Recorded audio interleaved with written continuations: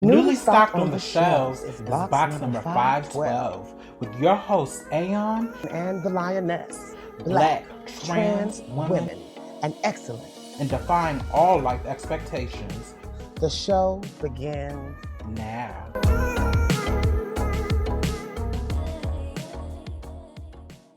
What's going on, y'all? This is Aeon. And this is the Lioness. And you're here on episode 13 of box number 512 podcast, Grown Black Trans Women Talk. Before we get started, just want to thank you guys for all of the support. The podcast is growing week by week, and we just wanted to remind you to become monthly sponsors of our show. You can go to our Anchor page and become a monthly donor. You can donate as little as $1 a month on up. All money is donated to our podcast will be put directly back into our podcast.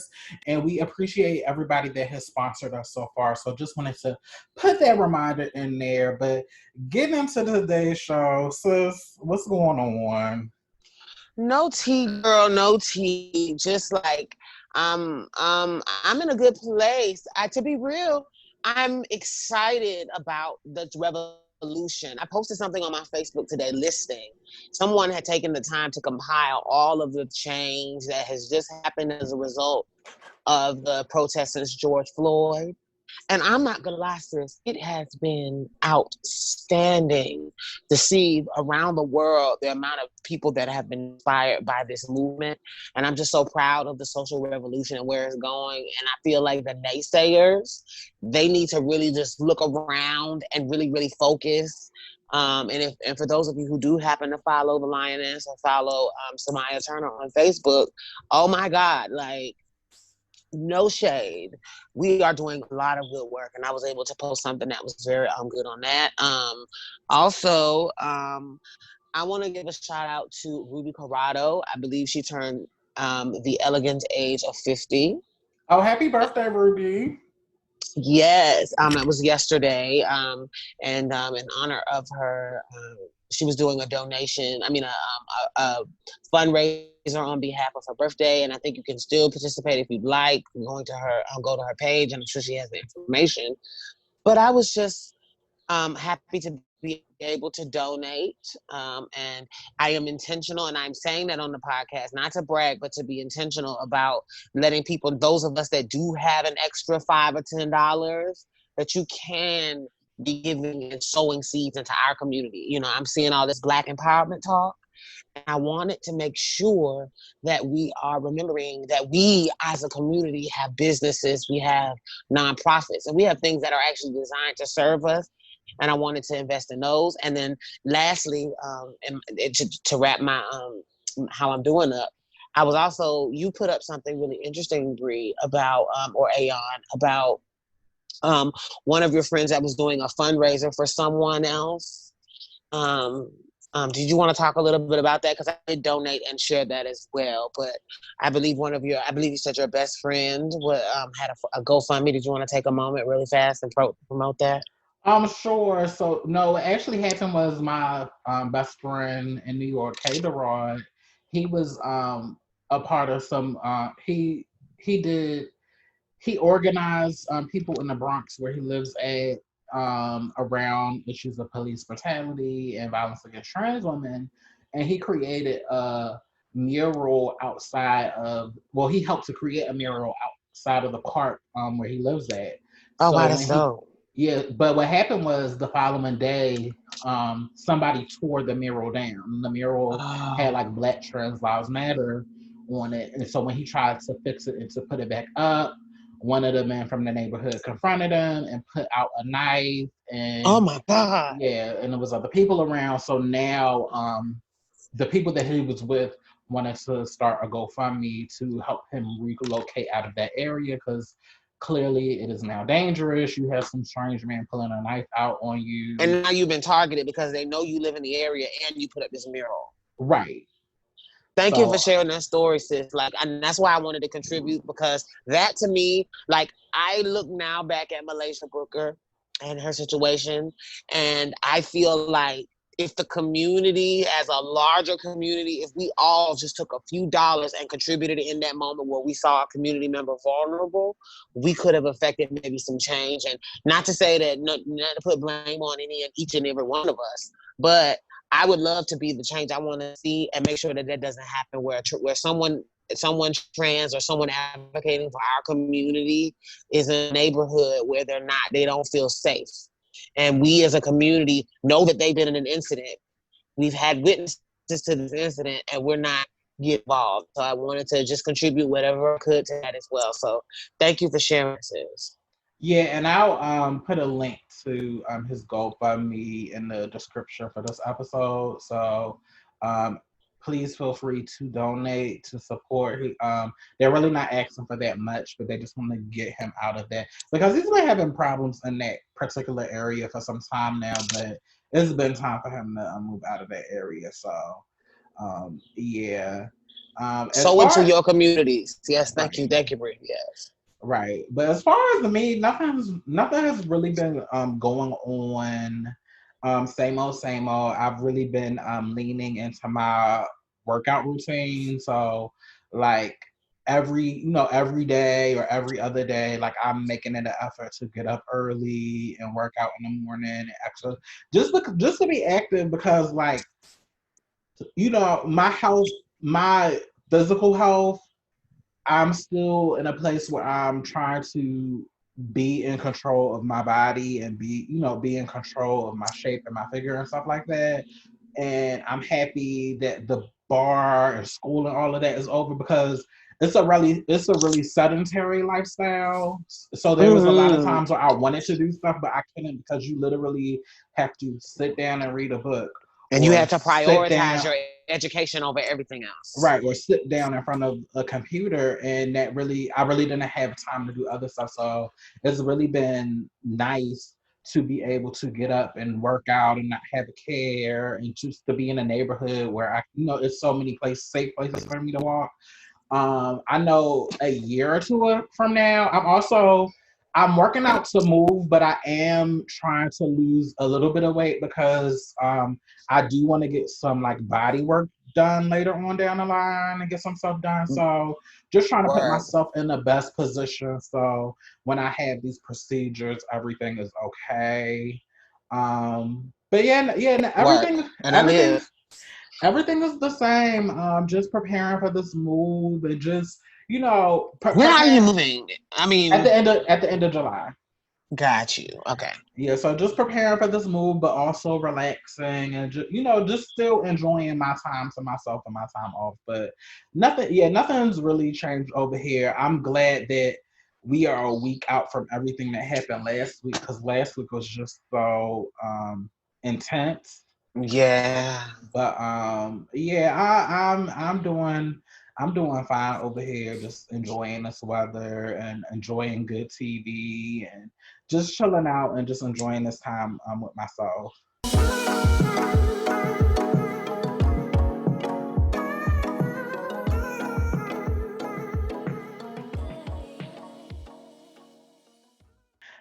I saw that you voted a couple of days ago, sis. What did you vote? What did you vote for? I voted yesterday, actually, and I voted for the Democratic primary. So this is the primary election, and just keeping it real.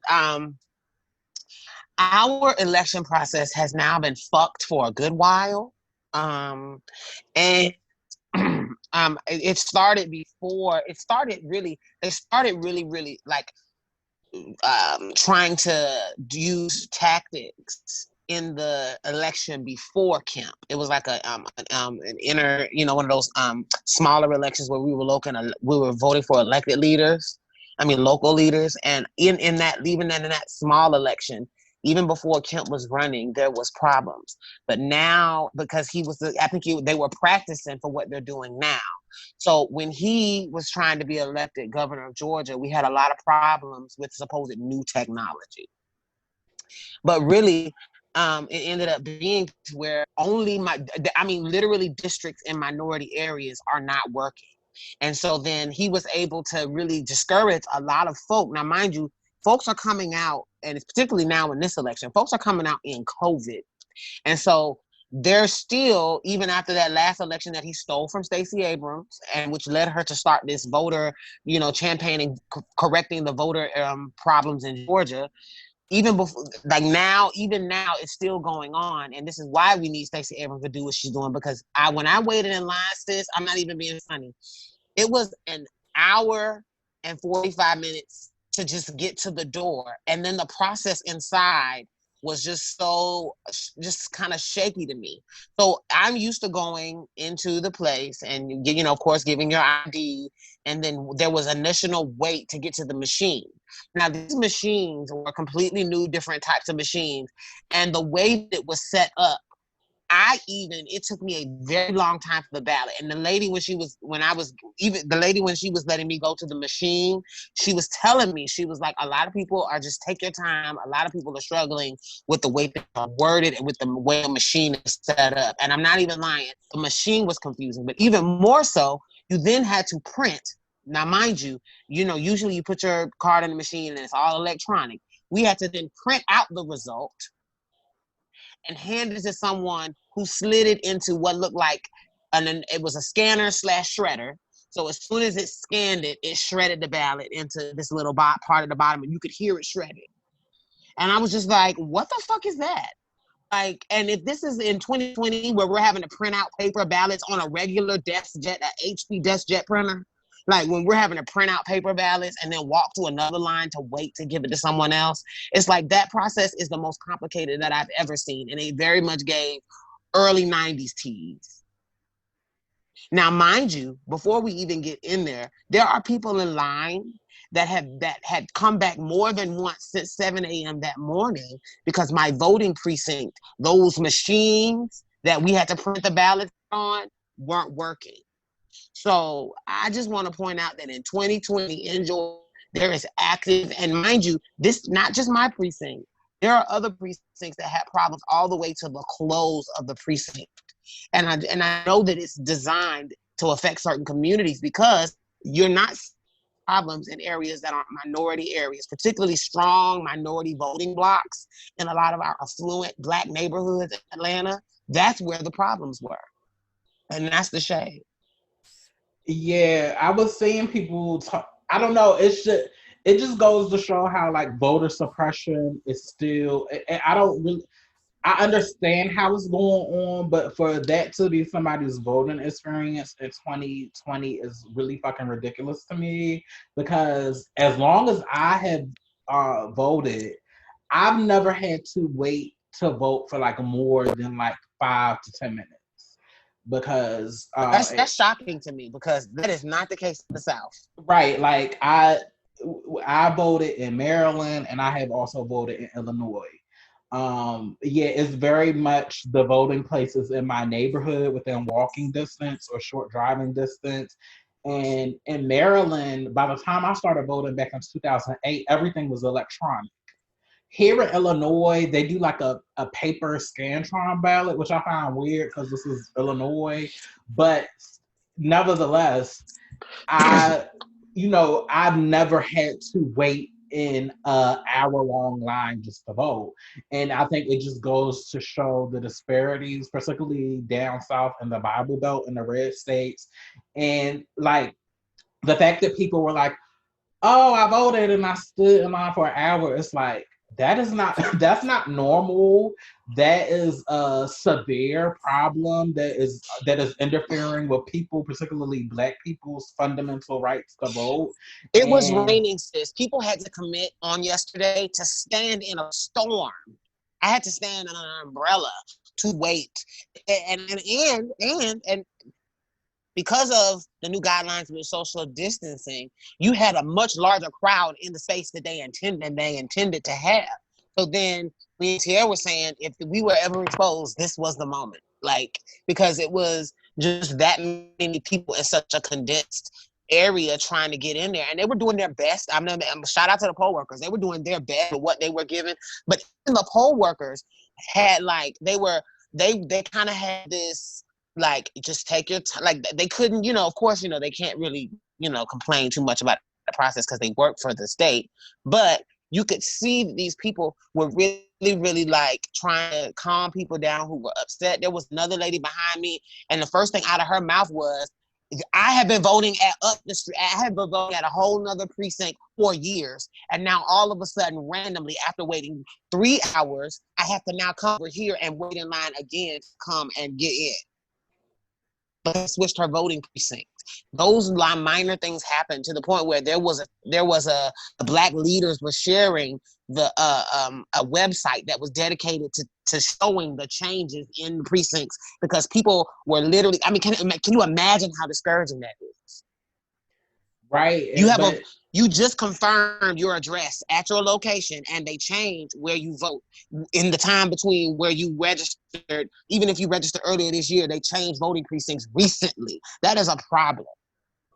Right, and it's all a part of a tactic to discourage Black people from voting so they can continue to steal elections.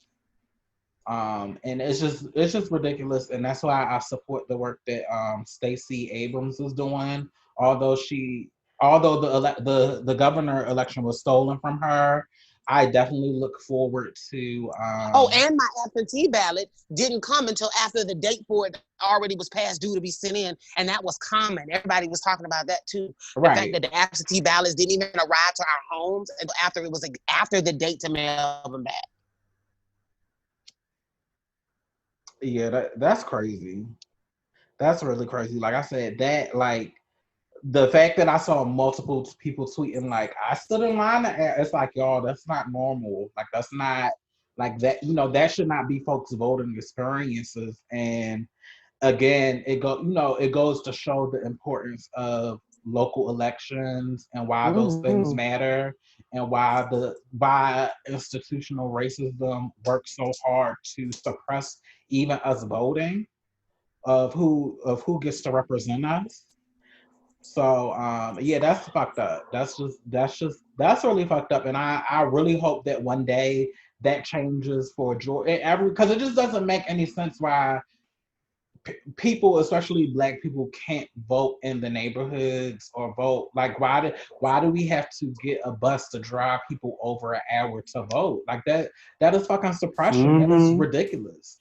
But these things still go on, especially in the Deep South and rural areas as well. Like if it's happening in Atlanta Metro, I don't even want to think about what's happening like in Macon, or Valdosta, and all of those places in Georgia. Exactly. That nobody thinks about. You speaking? Yeah, so I just wanted to highlight that experience, especially for you, especially for people that want to move to Atlanta, move to the state of Georgia. Like, be aware what you are getting yourself into, and also encouraging people that are down there. Do you want to be a part of changing that and connecting And see, yourself? the beautiful part about Atlanta, I want to give Atlanta a shout out, that we need to, and part of infrastructure change was, it was very proud for me to see how many Black women were on the ballot. It was a pride for me to see, and I'm talking about up for judgeships, running uncontested. You know what I'm saying? Like, it was just excited to see that the strategies are in place. And I want us to continue, because I do want to encourage people, if you are living here and if you are voting in Atlanta, we are at a pivotal moment. Like, shit is just shifting. And I think that's why the powers that be are really trying to work with us on a local election level right now, is because they're aware that the infrastructure, like what Brianna was saying, in our local is integral to our day-to-day lives. The funding for your local Board of Education is dispersed by a Board of Education board that we just voted for yesterday for DeKalb County. Like, and so knowing who your school board members are can directly impact, because there were school board members that I researched in advance that were trying to defund public schooling. You see what I'm saying? So you have to remember that on a local level, they are aware that the greatest impact in your day-to-day life is your local elections. And that's why, though it was hard yesterday, I was proud to see that the line was as long as it was for what I would imagine would be a presidential election. Like, I'm not even lying. It was almost like people were doggedly defiant about voting, and I felt like maybe because of the climate that we're in, because I know that Black people ain't gonna stand like that in the rain unless they're committed to a cause. And so shout out to my people in this moment too, and shout out to Atlanta for still showing the fuck up and doing what we had to do. And speaking of defunding, I definitely want to bring this topic into the room. Come on, segue. And I definitely, this applies to Black trans people, Black trans women in particular. But there's been like a lot of renewed conversation around defunding the police, abolishing the police, abolishing prison systems, and what that means, and whether that could be a possibility model moving forward as we deal with policing, and at least here in the United States, and how its origin is based in racism, and how that's perpetuated every day, and how that is really not working for any of us, especially Black people. One of the things that I enjoy is being privy to different thought leaders on this particular topic. I watched For Harriet, shout out to Kim Foster. She did a video last week where she had two supporters or two thought leaders on the Defund the Police movement. I know one of the ladies' names, her name is Jerica. I think it's Jerica Derica Chang. I can't remember her name, but I definitely remember Charlene Carruthers. Charlene Carruthers, who was the former leader of BYP 100, who's also a colleague of mine and somebody I consider a mentor. And I think it's beautiful in this time to really open our mind to the possibilities that policing does not have to look the way that it looks, and it can be community control, in that we get a say in what that actually looks like. And yes, it is. I think the problem that a lot of people have with defunding, and I'll get into what defunding the police is in a nutshell and what it's not. But I feel like the problem that people have with defunding the police is they feel like we are just not going to have any public safety measures at all, and we're just going to open up the jails and let the murderers come and the rapists come out and come free. And it's not that. I think it will be too simplistic to kind of really not engage with what prison abolitionist movement is, or defund the police movement is, and just discount it because we think that it's going to be bad. So basically, the way that policing is set up across the United States is that police departments are overly funded. So, like, for example, in city budgets, police departments, I know here in Chicago, they get like approximately like $100 million out of the budget. So out of the city budget, police departments typically get like a third or more of the city budget. And this goes to police departments buying weapons that they don't need. It goes to them over policing Black and brown people in certain neighborhoods. And just from a business model, the reason that I'm in love with the Defund the Police movement, just from a business standpoint, we're overfunding the police departments to continue to over-police Black and brown people and to kill us. Like, who gets to kill people, get away with it, and then these city departments are like, yes, we're giving you more money. We're giving you more money. And it's not, if our point is to respect people's humanity and to create a society where we are equal to one another, that really doesn't involve pumping more money into a system that systemically and purposely targets Black and brown people and subjects us to the violence and the horrors that they have been for generations. So at its core, what the Defund the Police movement is, and I'm still learning about this, it's not a complete erasure of police departments, but it's a severe reallocation of funds, right? So it's severely So it's taking all of the extra funds that these police departments really don't need. Like they could survive with like the minimum and reallocating that to schools, which are severely underfunded, to healthcare systems in cities, which are severely underfunded, to Black and brown neighborhoods around the city, which are severely underfunded, to different infrastructure projects that continue to get underfunded. And really, the more that you, and it's been shown that the more that you put money into these things, the less that crime goes down and the less that you have the need for police. Because a lot of the, with the exceptions of the violent crimes, a lot of these crimes and a lot of the crimes that people are these type of broken bottle police or broken windows policemen thing that people are getting arrested for, they're for like petty like property theft crimes and stuff of that nature, and it's all associated with being in poverty. That's all. People are only doing these things because they don't have the resources. They don't have good schools. They don't have access to education. They don't have access to jobs, which then in turn causes them to engage in crimes because they are in poverty. So there definitely are different trains of thought of what the end outcome could look like for this conversation. But this conversation is something that originated in the 60s and the 70s, and I look forward to reading more books on it just so I can sharpen my analysis. But I think, and the thing that I liked about the Fort Harriet conversation, and that it was being led by women, that there is a genuine concern about Black women. Well, what if it's unique for us because typically we think we need police because a lot of our abuse happens at the hands of the men that we're with. So like, what do we do? And I think that also applies to Black trans women.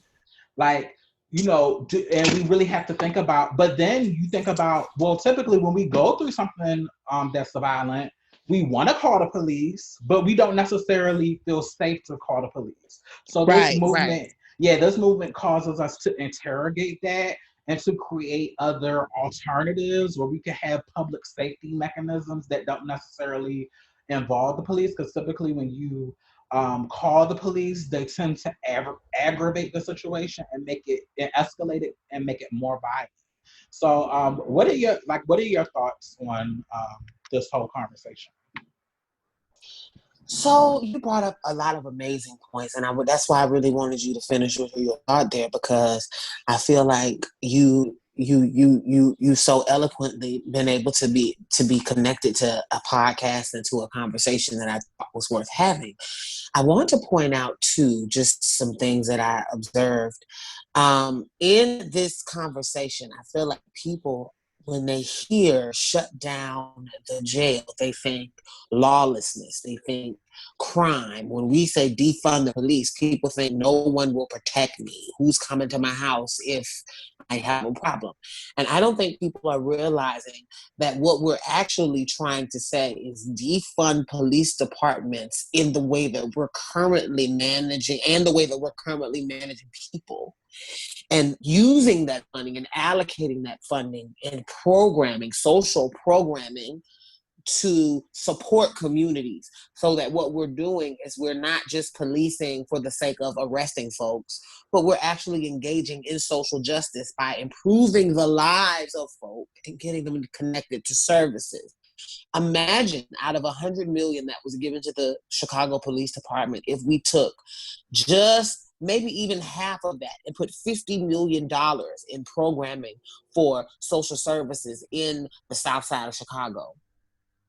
Let's think about what that could really look like. How many lives could be severely improved by an injection of $50 million in social programming in the South Side of Chicago? What we're not saying defund the police and then that money just goes to the government. What we're saying is let's try and find a new strategy for how we police folks. And let's make sure that this strategy affirms the lives of everyone and has some type of social equity for the Black lives and the Black trans lives that have been negatively impacted by the systems of oppression in our society. So what we're actually saying is let's use the policing strategy in a way that is actually something that is going to maybe, yes, police behavior, but then doesn't lock people away in cages for years and ruin chances at success going forward, creating a blight in communities. I think that defunding the police, the movements here in the cities have been met with roadblocks. And it's unfortunate because it often is from Black people who, for whatever reason, have the inability to see that the way we're currently policing targets all Black people.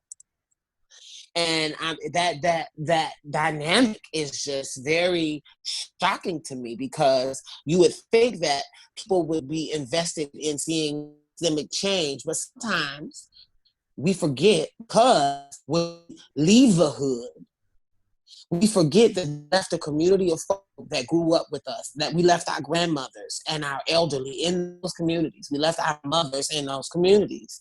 And we've gotten in these gated communities, and we forget that those communities that we left needed our skill, needed our financial investment, and they needed us to be concerned about how they're being treated. And a lot of the laws and the things that we're advocating for, people of a certain socioeconomic class, even in Black community, don't think that it applies to them. And that's why there's this hesitancy to defund, because unfortunately we've been taught to look at ourselves and say, yeah, lock them niggas up, they're wild. And that mentality, I think, is a part of the respectability politics that is why people are mad at Black people for protesting, why people are upset that this social revolution is happening. And part of it is because the status quo will not continue as usual. And so a lot of people who thought of themselves exceptional, a lot of these people who thought of themselves as privileged, are gonna see equity happen for people that they want to continue to feel better than. And that's what we really need to talk about. We have to look at defunding the police department not as we're trying to dismantle something that is, we're dismantling something that is crazy. We're dismantling something that is racist. We're dismantling something that does not support all lives. And that's the problem with saying all lives matter. Black lives need to matter, and it needs to be said, and it needs to be understood by policing in the way we do.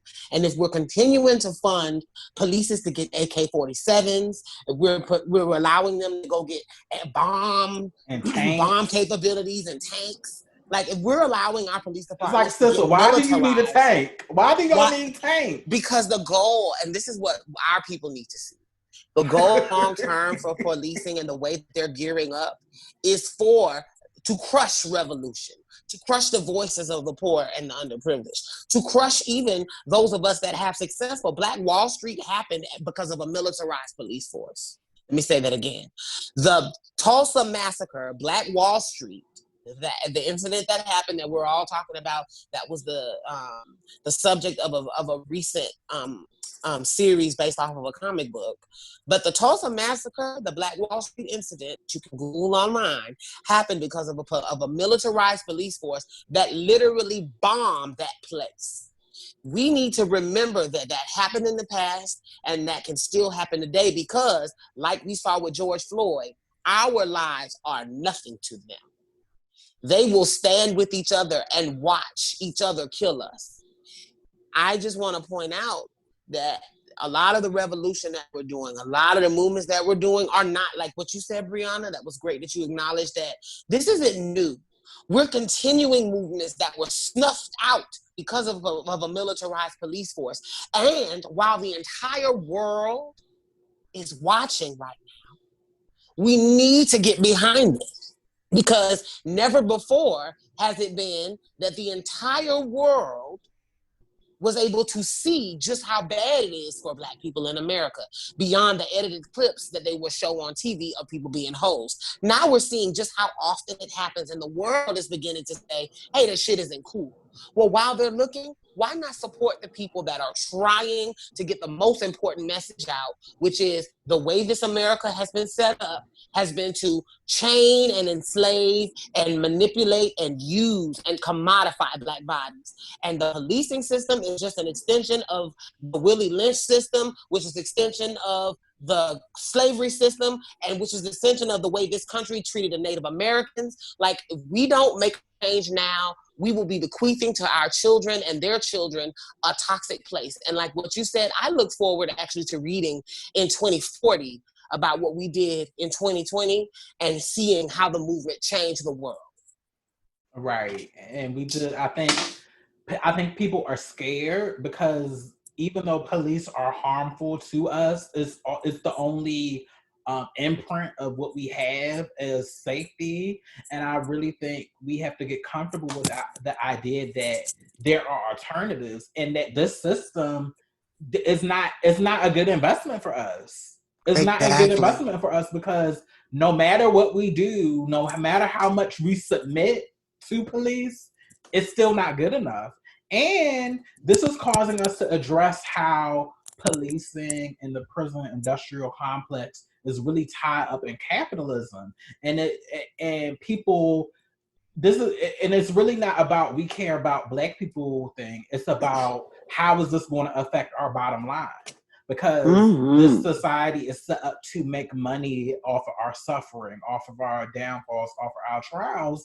And the police is set up that way. The jails are set up that way. So I think it's going to be a fight. But like you said, I think generations from now, if we continue the course, we will be proud. And also what I like about this conversation is this is not, I think what everybody is trying to fight for now and trying to build upon the mistakes or the blind spots of past waves of this movement is we don't just want performative action. We want long-term objectives that we can go to that will still be set in stone long after this wave has come and gone. Right? Exactly. So this whole, well, we're painting Black Lives Matter on the streets, or we're changing the name of the street to Black Lives Matter. Like, yeah, that's cute, but I want to see where the money is going.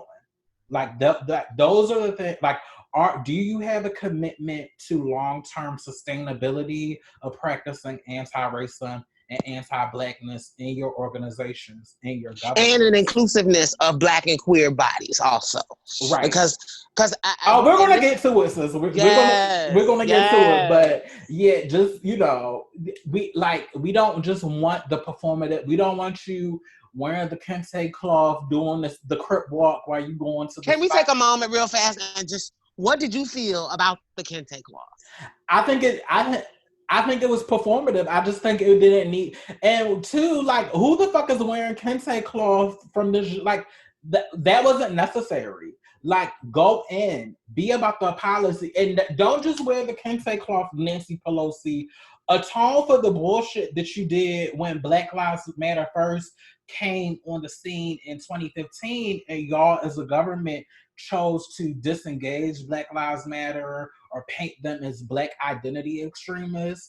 I really don't care about these performative acts. I want you to be committed to long-term change, but I also want you to recognize the fuck shit that you did when Black Lives Matter first came on the scene. But nobody wants to be real and act like they were on the wrong side of it. But it's like you were, and when you do stuff like this, it just seems disingenuous. Bitch, I don't give a fuck that you have kente cloth on, bitch. What does the policy say? That part. What does how does your staff look? Right. Does your staff include everybody? And see, let me tell you this. Like, and this is my thought on the kente cloth. It felt like a full opportunity. You could see the smugness on the face of those white Vedic people. We nailed it this time. We're gonna show them by this physical act that we care. But I like what Brianna said, that's cute and all. And I think the frustrating part about it was, and what made it feel patronizing, is that I would have much rather she not made it about her and me wearing this cloth, because she had to know that was going to be the topic. and made it more about the bill that she was pushing forward, and really said poignant words to President Trump and the Republicans, admonishing them for their treatment of Black people, and not made it about just her outfit. Because the unfortunate part about Nancy and those Democratic folks is that the bill that they were pushing forward is not being talked about as much as the photo opportunity is being memed and joked about, because these folks thought kente cloth would be a great physical representation of my support, not realizing that the real physical representation of your support was advocating for that bill that a lot of Black, queer, brown folk got behind to try to get you, that advocated for years to get that legislation in your hand for you to present. I think that is the key here, is remembering, yes, we appreciate all of these displays, and we want you to atone, like what Brianna said, for for the systemic things that you helped support in the past. And more importantly, when something comes forward, when Black people are trying to push things forward, and now we finally got a prison reform bill that you're trying to present, don't use that as an opportunity to grandstand. Because even though verbally she may not have grandstanded, that was carrying in the worst way. And she had to know that that was going to distract from the message. Right. And if she didn't, she is short-sighted, and that's why we're admonishing her the way we are. Right. In the grand scheme of things, it wasn't necessary. There were other things that you could have done. She could have even let a Black woman in kente cloth present the prison reform bill. She could have bestowed that honor upon someone else if she really, really wanted to really drive home the point of who this is for. But by you doing it, you're making it about you. And I guess that's the thing that really burnt my biscuits. Yeah, I'm not impressed with Nancy Pelosi. Never have been. I think, again, she knows what time it is, and she's trying to position herself to make it like she's on the right side of history. But it's like, sis, you've been in Washington a long time. Like, you could have taken this risk to really demonstrate your allyship a long time ago. And it's just convenient for you to do this now. But I'm not impressed. But before we pivot to the last topic, I just want to end off the Defund the Police Movement and the prison abolitionist movement. Like I said, I'm still new in my knowledge. I'm looking to gain knowledge. I want to encourage our audience to really learn more about this movement, learn more from the Black leaders, particularly Black femmes who are at the center of this movement and leading conversations in this movement. Like I said, there's no set answer. There's no set answer to what a world without the police or without prisons would look like. But I think part of the beauty about that is we have the opportunity to come to the table and we get to shape what that looks like. Because policing is just, it's not working. It's not working. It never has worked. So I really think this is a beautiful time to learn and to grow and to deal with the things that makes it uncomfortable and makes it unsettling, and really work through it. And don't just discount it just because you don't understand what it is, right? Mm-hmm. So I just want to encourage you guys to just get deeper into it. And I look forward to getting deeper in it and incorporating it into my my personal legal work, because I definitely want to be on the side of the really defunding the police and reallocating the wealth. Reallocating this money to, because look at all of these school systems, like public school systems that have been for years severely underfunded, severe cuts. You got these teachers union that are fighting tooth and nail trying to get a decent pay wage for their teachers that work there. It's just like all of this money that are going to the police and going to these Republican things, that money could be used to help so many other people, and the bitches that are rich can still be rich. And that's the gag, is that the mentality that I feel like a lot of people, particularly nouveau riche, Black folks who just have come into money, but their mentality is that I'm now a part of this group and I don't want to be paying for people that didn't hustle the way I did. Not realizing that the way we're trying to get the government to reappropriate money won't change you at all. If anything, it will benefit your life because now your cousins, your family members, your uncles, your brothers will not be incarcerated at such a high rate. You won't have to spend money to bail people out. Cash bail does not have to exist. Like, what we're trying to do is actually say that we want to push the needle in the direction to where the full total wellness of your life is improved. And then your whole family, not just an individual's bank account who happens to be Black and successful, but everybody, your entire ecosystem can improve. And it's not gonna, you can still be rich. What we're saying is let's reallocate this money that's going all these crazy places to fund dehumanizing people, and let's reallocate that money to look at their humanity and put it first. And let's put the money to rehabilitating the people that need to be rehabilitated and not further traumatizing them once they are incarcerated. What real resources are we putting behind making sure the recidivism rate is not as high as it is? Why can't a prisoner get a college degree while he's in prison? Like that, somebody that's incarcerated getting a college education, that doesn't take away from me.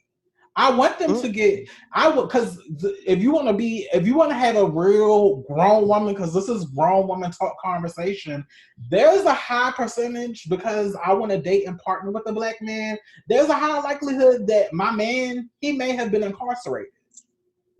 Especially living here in Chicago.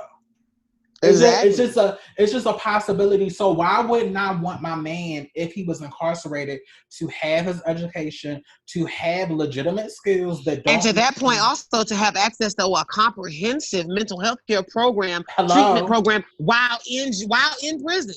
Like, why not? And while he's in this space, give him all the tools needed to be able to then transition back to society successfully. That is what would ultimately be equity. Because if he doesn't have the tools, who does he come back home to re-victimize and to take his anger out on? The Black women, the Black trans women who are housing these men, trying to heal these men, providing space. They come back to women and they enact all of that on women. So why not really give incarcerated people, particularly men, because that's who we're mostly incarcerated. Right. Why not give them tools, holistic tools, to mental services, educations to make them better people. So when they come back into our communities, they're not causing further harm in our communities. Why are we so invested in making the cycle go over and over and over? Like, we really have to sit back and think about that. You're speaking truth, sis. You are speaking truth. We are in a world today where we just have to learn to be more concerned about the whole than the individual. If we could shift our focus from caring about our whole ecosystem, and that includes the way we treat our environment and everything. If we could focus more on how we think about the humanity as a whole and less on the individual, we would all get farther. Right. So yeah, just like you said in a previous episode about another topic, you have to be open to the possibility that what people told you may be a lie. You just have to be open to the possibility that there might be a lie and that there's another way. So I'm really excited about that conversation. I look forward to seeing how the conversation evolves. Also, I want to encourage you girls, specifically Black trans women, get in these conversations, be at the grassroots, meet the people who are at the forefront of these movements. They need to hear from you because, like I said before, Black trans women are also a part of this ecosystem and we're impacted by all of that shit. Why? Because we are still Black women, right? That part. And we still have the potential to face harm. So I just want to encourage you that your voice matters, and hell, you could be the next thought leader on this movement because I feel like we have a unique perspective that's often overlooked. So, I've heard someone ask me recently, and this is the last I want to just before we transition. Someone asked me recently, how did I feel about all the girls doing podcasts or all the girls? Everybody who can get on a mic, get on a mic.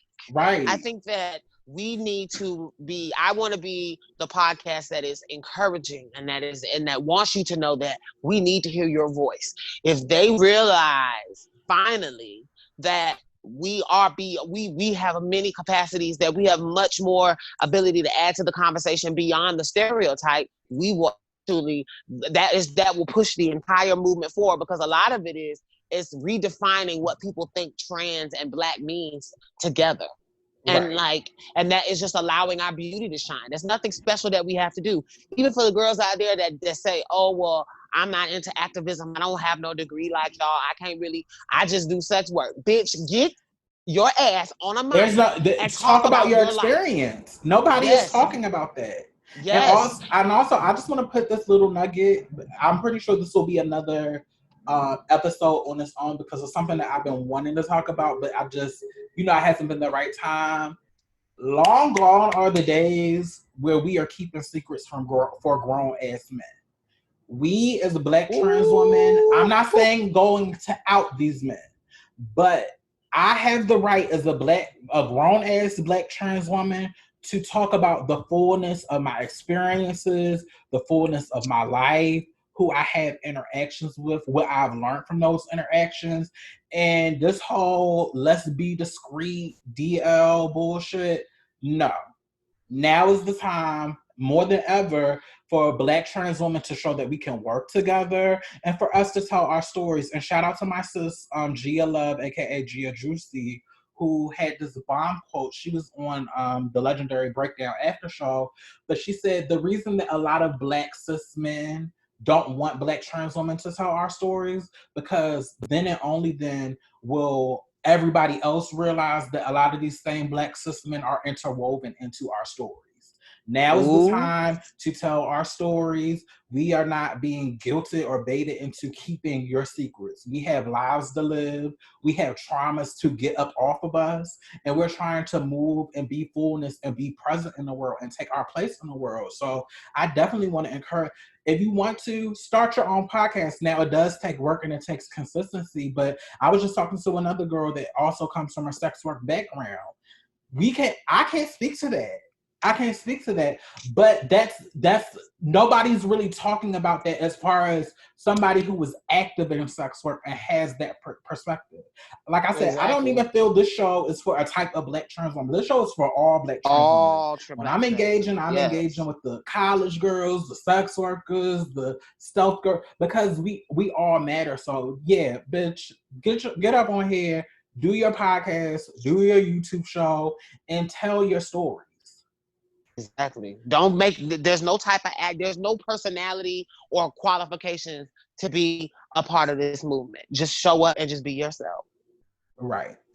Hey y'all, this is Aeon. This is the Lioness. And you're listening to box number 512 podcast, Grown Black Trans Women Talk. And we just wanted to remind you guys while you're listening to subscribe, rate, comment, follow us on social media, and share our podcast. And we wanted to let you know that we just started a new feature, Grown Black Trans Women Talk Live, on our Facebook and our Instagram live pages. And I'm going to turn it over to the Lioness so she can tell you what to expect. Yeah, so you can expect hot, new, exclusive content. You can expect us having conversations about living, loving, laughing in the pursuit of all of our successes. You'll be hearing us have enlightening conversations with other people. It's our way of connecting with you, our listener. We want to make it a multimedia experience. And so please follow us on Facebook Live and our Instagram Live for more exclusive content. And now, back to box number 512 podcast, Grown Black Trans Women Talk. So, transitioning into our last topic for the day. And the big one. I've been seeing this a lot. And even before we started recording, I was just watching this video with Derek J and Craig the Writer. They do these bi-weekly panels with different topics that explore like the intersection of queerness and Black identity. But I've been seeing this from a lot of people, usually a lot of Black cishet people, but I also see a lot of Black queer people co-sign this whole like, we are Black first narrative. And they usually say it to Black LGBT people when we try to bring up that,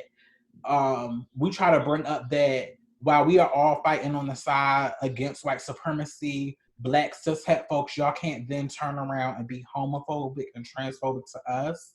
And a lot of times what happens is they do this whole, well, that doesn't matter and we need to get on the same line because at the end of the day, you are Black first. And I think that is the biggest crock of bullshit.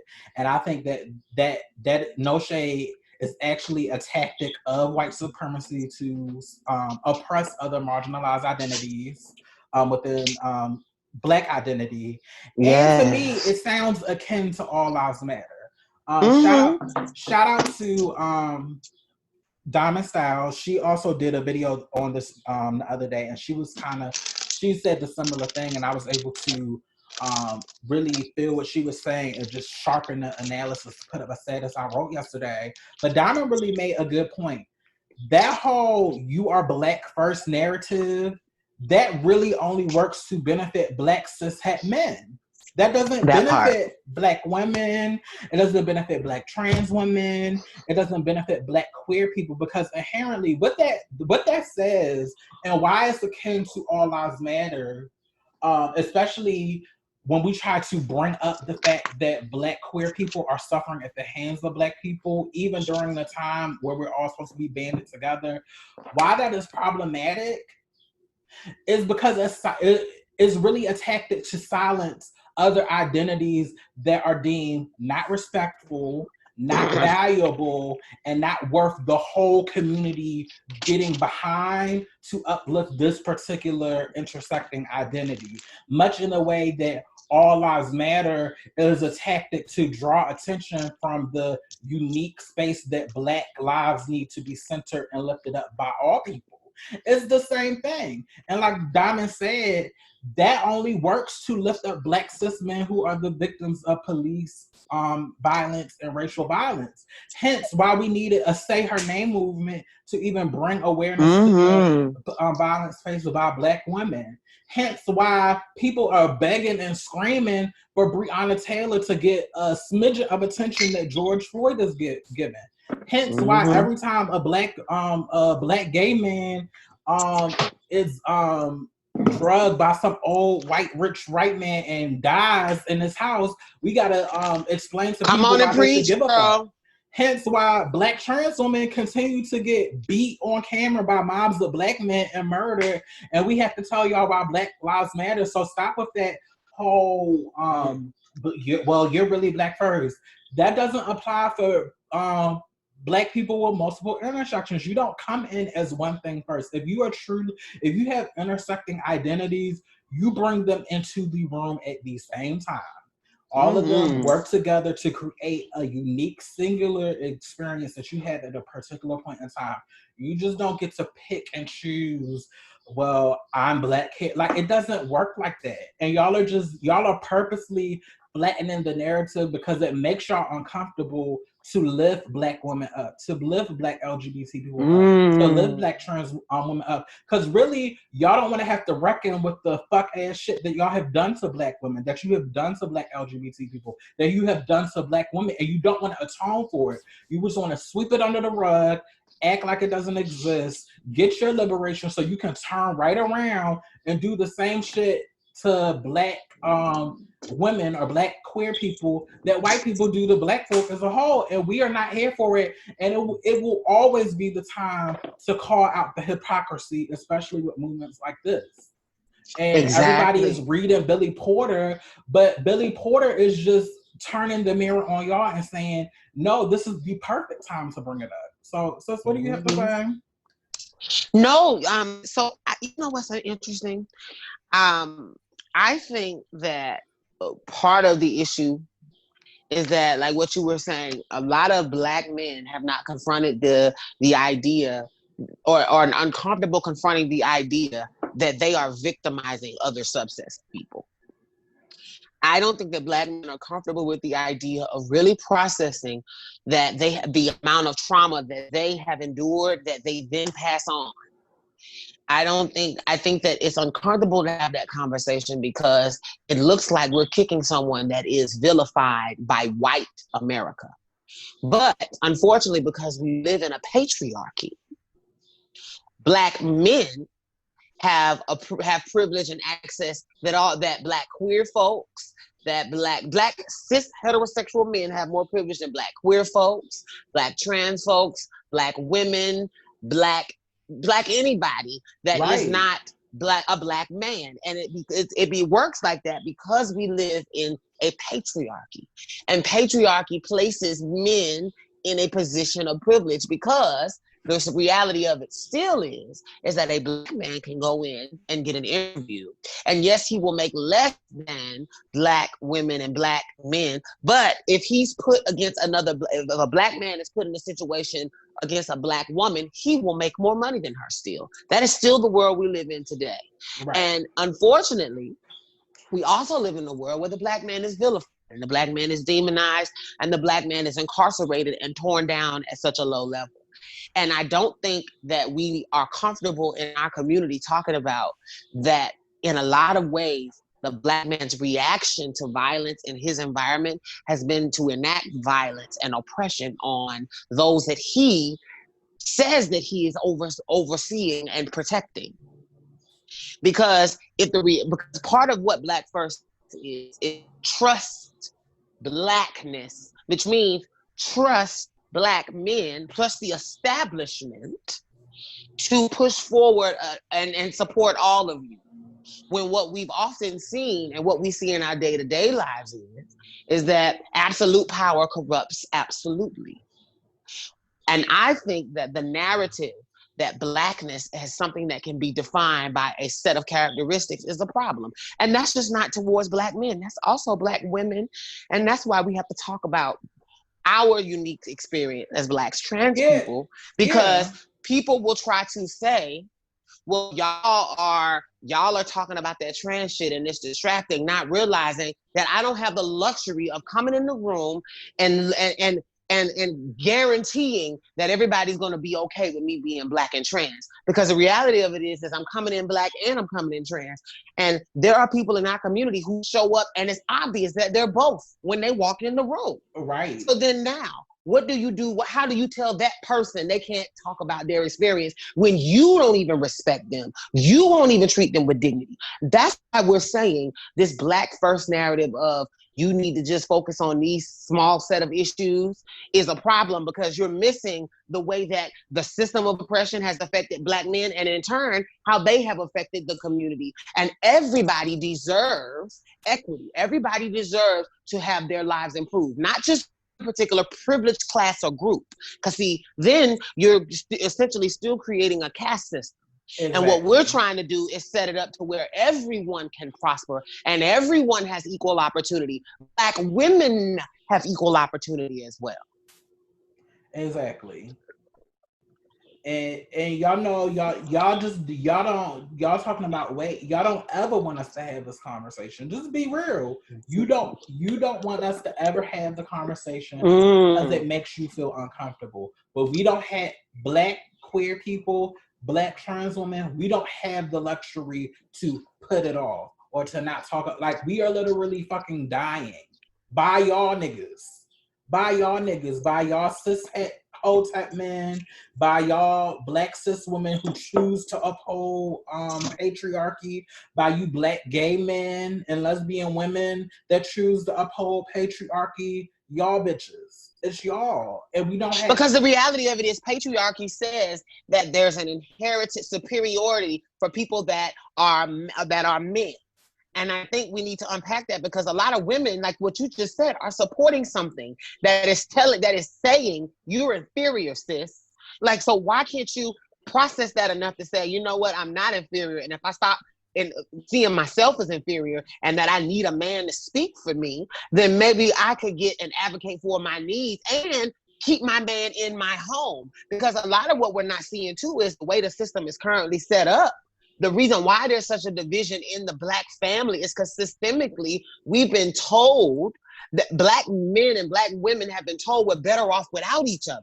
And what we're actually saying is that we need each other. And Black First is holding to that antiquated standard that Black men don't need Black women and Black women don't need Black men. What we're saying is we need each other equally, and we need the voices to show up in the space with the same amount of energy and power and support. Right. And there's no shade. I can't get mad at Black women that only choose to support Black women that die at the hands of police violence. I can't get mad at Black queer people that only choose to go out and march for Black queer people that die at the Because hands there's of not police enough violence. advocating for those groups. You're right, Right. sis. And the shade Yes. is, at the end of the day, if no Black trans person ever put up a hashtag when the next Black cis man is murdered by the police, guess what? It's still going to be a flock of people to uplift them, to uphold them. But time and time again, that common courtesy has not been reciprocated to women, to queer people, to trans Particularly women. to Black trans people. I was finna say, we do not get that same level of welcome, of sympathy, of grace, of understanding. Notice that Black trans people are out and about protesting with you for Black rights for everyone. But now when we have our Black And then we marches, get beat up by you at the same fucking protest. At the same protest. That's the reward we get for Girl, listen, standing with y'all. And at our marches and rallies, or when we try to put up a mural in support of ourselves, you tear us down. You tear us down. Because what is easiest for you is for you to focus on yourself. And that's why what I said earlier is still important. We will be a lot farther in society when we no longer begin to focus on the individual and begin to focus on the entire ecosystem that we're a part of and the collective of bodies that are all contributing to that ecosystem. And until everyone gets respect, we're going to be in a situation where there will be people in power that will oppress other people. And I think right now, because it's white people, that we forget that oppression is not color specific. You can oppress somebody and still be Black. And Right. we need to remember that we're going to dismantle the master's house, like I always say, and like that is a famous quote. If we're going to dismantle the master's house, we cannot use his tools. So that means we have to change the way we're engaging with one another. Otherwise, we will just be passing on. It'll just be a new dynasty of Black oppressors. And that's not what we want either. Oppressing queer people, oppressing Black queer people, and setting up laws that will make it illegal for us to exist. There's a lot of Black people that don't really want to see me live. And I really want to say, fuck you. And if you want me to be a part of a movement that includes that bullshit, fuck you very much. Because I'm not interested in participating in anything that's going to then tell me I can't be a part of it and I'm not a beneficiary of what I worked hard for. Right. And and bitch, y'all think y'all are pro-Black, but y'all are actually being anti-white when y'all are so hateful towards femininity and queerness. I had to explain this to somebody the other day. Bitch, by excluding trans people or by demonizing trans people, you are perpetuating white supremacy, because anti-queerness, that ultimately comes from white supremacy, which comes from colonialism. Mm-hmm. Before we were enslaved, and even Native people, we were so many genders and so many sexualities, but because of colonialism, because of religion, they literally beat that shit out of us, and they created this binary system where you either have to be this or that. And that's just not the spirit of who we are. And the sooner that y'all realize that y'all are actually that even if we got free on the basis of race, white supremacy is so insidious that it would play out with how Black folks treat Black queer people. Mm-hmm. They're never going to be fucking free. Never. Period. Because none of us don't have, and this is the reality. I want to also talk about that we have to stop defining Blackness as heterosexual, because most of the people that are really, really, well, I'll say a good percentage of the people that are claiming to be heterosexual aren't. So that's even more crazy, that you have people that are not cis and heterosexual, but who will claim it and still oppress other people because they don't even want to be. If they have access to masculinity and they can play it off, they can pass in society. That's what this DL phenomenon essentially is. It's a bunch of folks who are still trying to uphold cis heteronormativity and the standards and the privileges that they think that they get from it, while denying and shaming and denigrating a group of people that they also engage with sexually, or that they also engage with emotionally, or that they also engage with socially. But because they don't want to lose their privilege and access, they deny themselves. And that essentially, like what Brianna was saying, is some white supremacy. Because you're essentially still saying, I gotta be respectable for massa, and blackness has to look a certain way, and we have to be respectable, and we have to put the certain look forward. And you have to look a certain way, and you have to be a certain weight, and you have to have a certain value system in order to represent blackness. Otherwise, that ain't black. We gotta with the black card. Fuck the black card. I would rather have a card that is going to get me access to fullness. Because if the black card, the card that is always going to be card declined when I try to use it, then why the fuck am I carrying it? So let's remember that if you want us to carry this standard of blackness, that the standard of blackness has to expand to include everybody. Otherwise, you got folks that are lying. And a lot of people, like I said, that are claiming to be cis heterosexual are lying about it because they don't want to lose privilege. So you're lying to yourself, most importantly. What, the discreets? That's what I'm gonna start calling them from now on, the discreets. The discreets. Sis, that is so shady. No, the discreets. Or do you want to be called the queers? Because that's the truth. That you're queer just like us, bitch. Ooh. But you don't want to admit it. And I'm done. Bitch, we will have the Killing the DL Culture episode. Hopefully the spirit will have it be next week. No, but we really have to talk about what does it mean to dismantle DL culture. And what are we as queer people, particularly Black trans women, what are we really committed and invested to giving up in order to rid ourselves of this culture, even if it just happens on an individual level?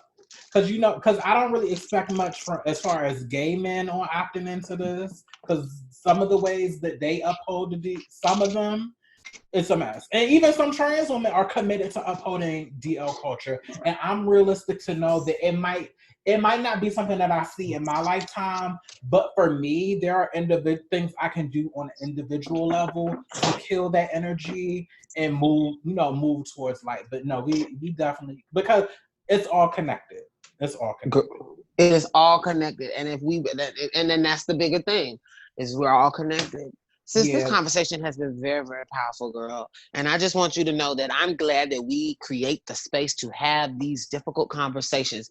Because if you are listening still right now to Box Number 512 podcast, Grown Black Trans Woman Talk, we ask that you remember that this is an act of giving that we're doing. It is an impartation to be able to speak to an issue and to be authentic and vulnerable about your opinion, knowing that anyone could attack it or critique it or have opinions about it. But we do it because we understand that this act of service is going to promote change. And so here at Box Number 512 podcast, we want to thank you for listening to this, but we also want you to remember that part of being a part of the ecosystem that supports Black trans lives is not just listening to this podcast, not just taking what we have to say and putting it in your box and boxing it. Part of why we chose the name Box Number 512 podcast is because we wanted to unbox the reality that trans people are everywhere, that we're on your Clairol boxes, that we're also in your stores, we're all around you, and we deserve, Black queer people deserve to be treated and loved on and cared for by their own. We are Black also, even if you won't let us be Black first. Because the reality of it is the Black first thing only applies for certain people. We don't have access to be Black first because you see my transness and then you begin to deny. My card starts going through. My Black card, it starts getting declined. So I want to put into the space the solution for everyone. Oh, bitch, not only does it get declined, but you get sucked up into the ATM machine and they call the police on you, bitch. And then a group of Black people come and beat you in the store. Bitch. The black police come and stand on your neck in the parking lot, this thing. Right. That's what happens when we show up and try to use that Black card. And what I'm trying to tell everybody that's under the sound of the voices of us right now, we come in love and peace, but we also come with a seriousness. And because while we're laughing, because the absurdity of the scenario, because the reality is we know that that's true. That's why we're laughing. Like, we know that if, God forbid, I decided to walk into a movement of Black brothers and say, as a Black trans woman, baby, listen, there are in the middle of the hood, I'm walking up and I just want to add to the conversation. A couple of things are going to happen. Some people are going to live, but majority are going to try to hurt me first. And some of them will beat me and give me their number and drop it in my pocket while I'm on the ground, bitch. And say, be discreet. Can you be discreet? Be discreet. I'm on the DL. Okay, I'm discreet. Can you just call me later after you wipe the blood up? Can you call me later, bitch? And we want to, and that's what I'm trying to say. Like, Box Number 512 podcast is about calling attention to these issues and unboxing our point of view, and hopefully helping you unbox your point of view to be welcoming. Because if we're inside the box, we're being bound and we're being controlled and we're being defined by something on the outside. Well, what we're trying to say is, if you let the inside shine, we all can prosper. Right. And just Black cishet people and other adjacent people, entertain that if you continue to tell Black queer people and Black trans women that they are Black first when they're trying to bring up valid critiques and concerns, that you really sound like white people shouting all lives matter. So I really need you to entertain that, accept it, and work on it. And I think we could end the episode off here. Yes, honey. Thank you all for listening. As a reminder, we want to encourage you guys to become sponsors of our show. For as little, you can sponsor for as little as $1 a month. You can go to our Anchor page. The link is in the details to this episode. We love you guys. Continue to be safe. Also, don't forget, Grown Black Trans Women Talk Live this Friday. We will be broadcasting from Facebook and YouTube. So make sure you guys are there. I'm pretty sure some interesting things will happen between now and then. But until next time, I just wanted to say thank you for tuning in to Box Number 512 podcast, Grown Black Trans Woman Talk. Feel free to like, follow, and subscribe to us on all of our social media platforms, including Instagram at Box Number 512 podcast, and on Facebook, Box Number 512 podcast Facebook page, and Twitter, and also on Twitter. Follow us, and we love you. Thank you. Bye-bye. Bye. Thank you for listening to Box Number 512. And don't forget to subscribe and like all of our pages on social media. And don't forget to subscribe so you can see what we'll stock on the shelf next week. Bye.